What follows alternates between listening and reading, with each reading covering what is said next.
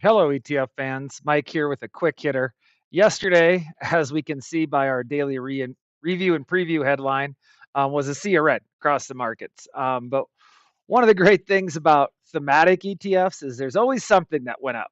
So today, something that caught my attention as I was reading through the review and preview report was when I got to the global thematic section, I saw the Global X lithium battery tech managed to go produced a nice 2.21% return yesterday, along with the VanEck Rare Earth Strategic Metals ETF.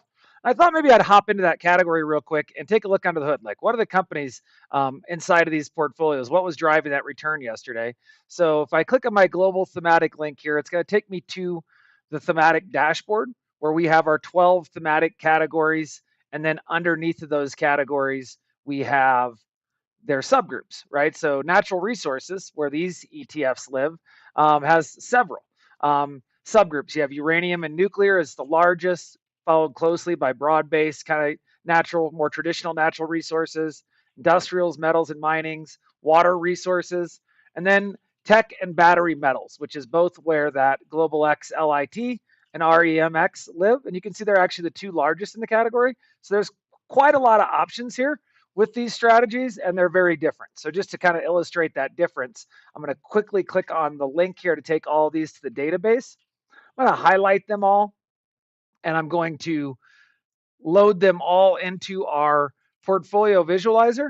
And you can see some of these ETFs have hardly any overlap at all. A whole lot of green here, meaning very little overlap. And then some of them have quite a bit where you start seeing that red or the lighter green, where there's quite a bit in common. So not uncommon for a thematic ETF category to have a lot of differences, right? So they all kind of have similar stated objectives, but they go about it very differently once you start looking under the hood.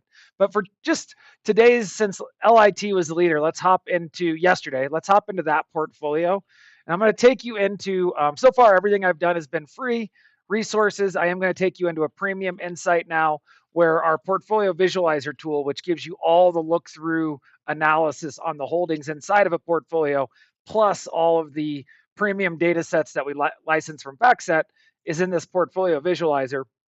It is very, very cheap. It's $29 a month to access this tool, but just wanted to point out that it is a premium feature.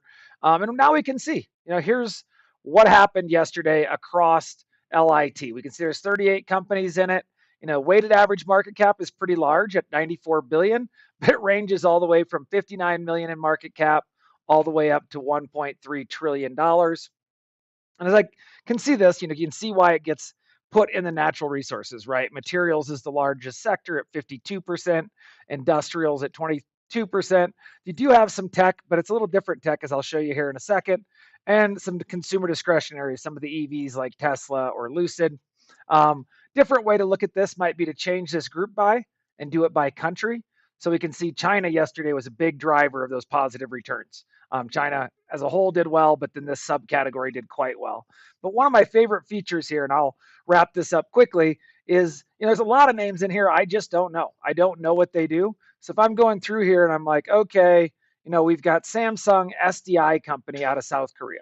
You can just simply click on that box, and it's going to take you to the single stock frame. It's going to tell you all about that company, and I can see right there in that first sentence why this product is inside of this portfolio, right? They manufacture and sale of lithium ion secondary batteries. Sounds like it fits the theme pretty well. But that's the beauty of the note. It's the beauty of the workflow of going from the note to the ETF to the underlying companies. And I just thought I'd highlight that today because, why not be positive after a day like yesterday? Hope you all have a great weekend. Today is Friday, November 14th, in terms of what data I'm looking at, and we'll talk soon.